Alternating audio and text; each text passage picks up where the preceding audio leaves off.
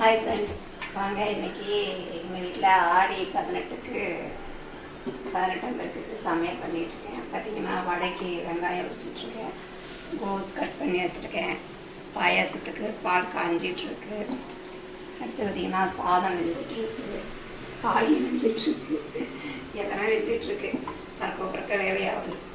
சீக்கிரம் சாமி கும்பிடலாம் அப்படின்ட்டு சின்ன வெங்காயம் வச்சிட்ருக்கேன். சரி, கட் பண்ணிகிட்ருக்கேன். வடைக்கு ஒரு 1.5 கிளாஸ் உப்பு பருப்பு ஊறி இருக்குது. இதுதான் இன்றைக்கி எங்கள் வீட்டில் சமையல். வேறு பால் பொங்கிடுச்சு. இதுமாரி பாயாசத்துக்கு கொஞ்சம் ஆற வச்சு ஊற்றினோம்னா கெட்டியாகாது, அதனால் காய்ச்சிருக்கேன். உங்கள் வீட்டிலலாம் இன்றைக்கி ஆடி 18க்கு என்ன சமையல்? நாளைக்கு கொஞ்சம் ஈஸியாக முடிச்சிடலான்ட்டு என் பொண்ணு வெங்காயம் எடுத்து சொன்னேன். பார்த்தீங்கன்னா இந்த முனையை உரிக்காமல் வச்சுருக்கு. அது டபுள் வேலை, இன்னொரு வேலை எடுத்துகிட்ருக்கேன். பால் பொங்குது. நான் பார்த்திங்கன்னா இந்த மாதிரி குச்சி குச்சியாக இருக்கும் இல்லையா, இதை எடுத்திருக்கேன். இதை குட்டி குட்டியாக உடச்சிக்கலாம். நான் பார்த்திங்கன்னா இன்றைக்கி வெறும் சேமியா மட்டும்தாங்க போட்டு பாயாசம் பண்ண போகிறேன். சவ்வரிசி காலி ஆகிடுச்சு. இதை குட்டி குட்டியாக உடச்சிக்கலாம்.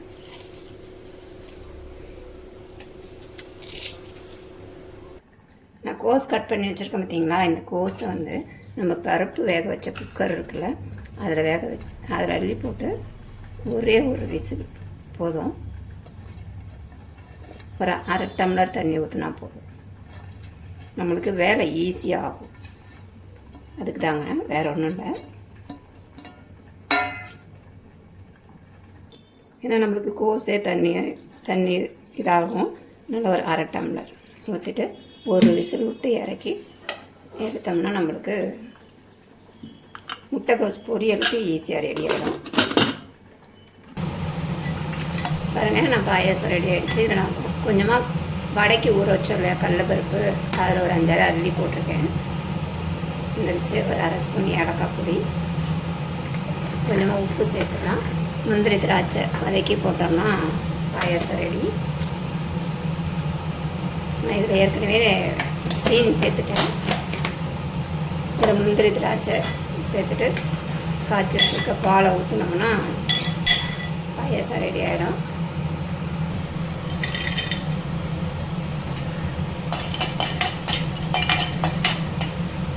பாயாசம் படம்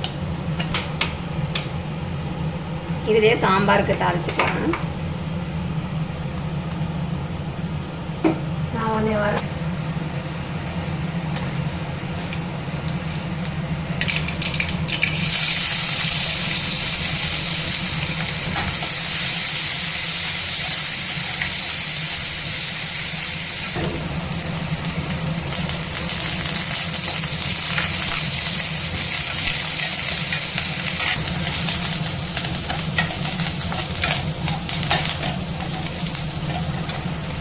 சாதம் வடிக்கணும். இங்கே வரேன், இந்த அடுப்பா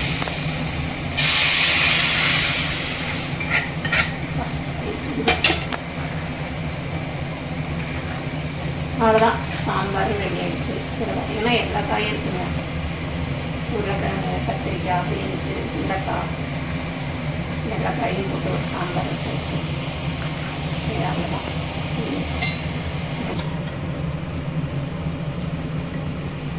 அவ்வளோதான், பாயசம் ரெடி.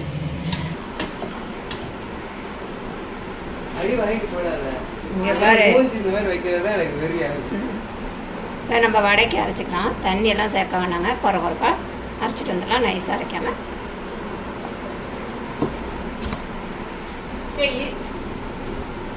அவ்வளோதாங்க, அரைச்சாச்சு. இப்போ பாத்திரத்தில் மாற்றிப்போம்.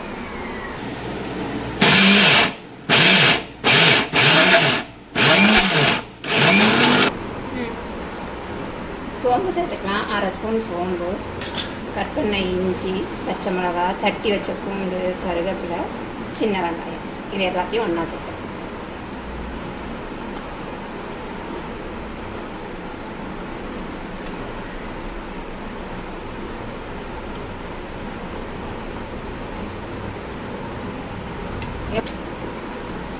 லாஸ்ட்டில் உப்பு சேர்த்துக்கணும். இதை பார்த்திங்கன்னா இப்போ தட்டி போட்டோம்னா வடை, இப்படியே கிள்ளி போட்டோம்னா பக்கோடா. கரெக்டாக அதே மெத்தட் தாங்க. இப்படியே குட்டி குட்டியாக கிள்ளி போட்டோம்னா பக்கோடா, தட்டி போட்டோம்னா வடை. நம்ம என்ன விருப்பமோ அதை செஞ்சுக்கலாம்.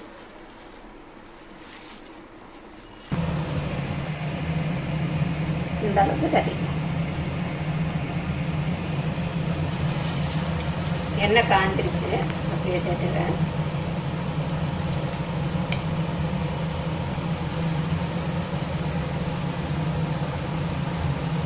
இந்த மாதிரி உருண்டை எடுத்துட்டு இப்படி தட்டி கடகடன்னு எண்ணெயில் போட்ட வேண்டியதான். நீங்கள் முன்னாடியே உருண்டை பிடிச்சி வச்சுட்டிங்கன்னா இன்னும் ஈஸியாக இருக்கும். நான் எண்ணெய் காஞ்சிருச்சுன்னா அப்படியே எடுத்துட்டேன்.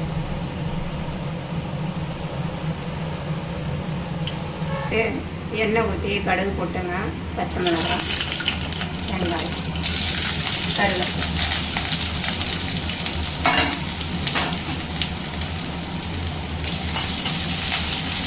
வெங்காயம் ரொம்ப வளங்க வேண்டியது, லைட்டாக வளங்கினா போதும்.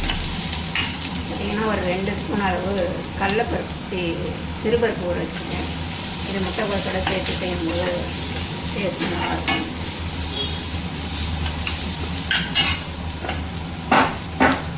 பாருங்கள், குக்கரில் வேக வச்சோம்ல, ஒரே விசில் தான். எப்படி வந்திருக்கு, தண்ணி வடிகட்டி மட்டும் வச்சுருக்கேன். அவ்வளோதான், அப்படியே கொட்டிக்க வேண்டியதான். கொட்டி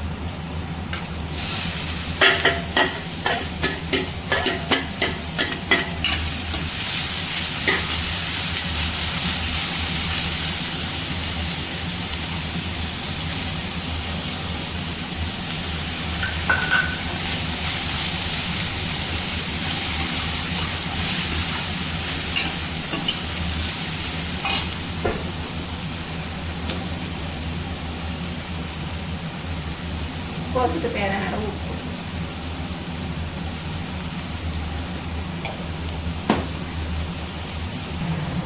அவ்வளோதாங்க, வடை வெந்துருச்சு. நம்ம எடுத்துக்க வேண்டியதான். நல்லா கலர் மாறிடுச்சு. அதேமாரி வடை செய்யும்போது சின்ன வெங்காயம் சேர்த்து செய்யுங்க, நல்லாயிருக்கும்.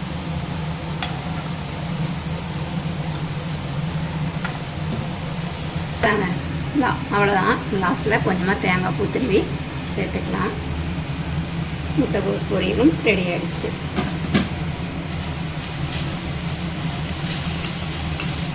கலரி இறக்கணும்னா முட்டைக்கோஸ் பொரியல் பார்த்திங்கன்னா செய்கிறது ரொம்ப ஈஸி.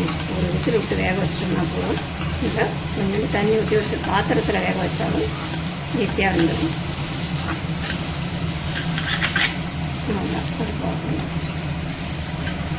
இல்லை அதிலே அப்பளம் பொரிச்சிக்கலாம்.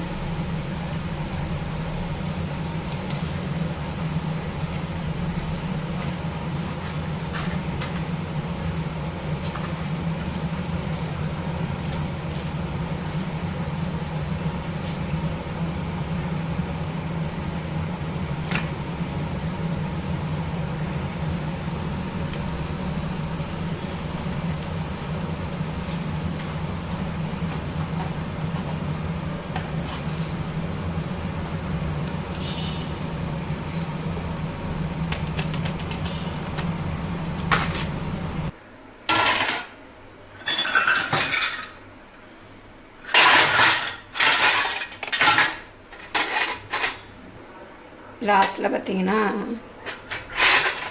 எல்லாத்துக்கும் மஞ்சள் குங்குமம் வச்சு விளக்கேற்றி பூ வச்சு பண்ணோம்னா சாமி கும்பிட்டுச்சுங்க. மஞ்சள் குங்குமம் வச்சு முடிச்சுட்டேன். விளக்கெல்லாம் தேய்ச்சி வச்சுருக்கேன். இதுக்கு மஞ்சள் குங்குமம் வச்சுக்கலாம்.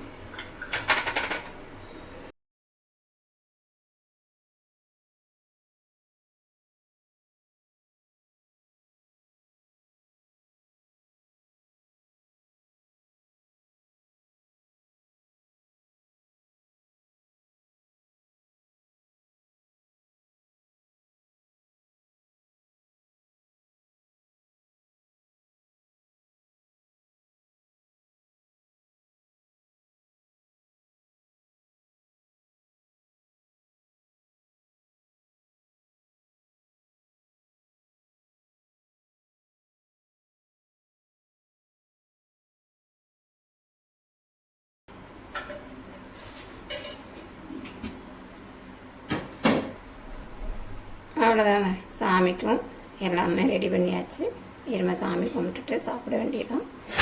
எங்கள் வீட்டு ஆடிப்பெருக்கு இதோட முடிஞ்சிருச்சு. இன்னொரு வீடியோவில் சந்திப்போம். Tata bye.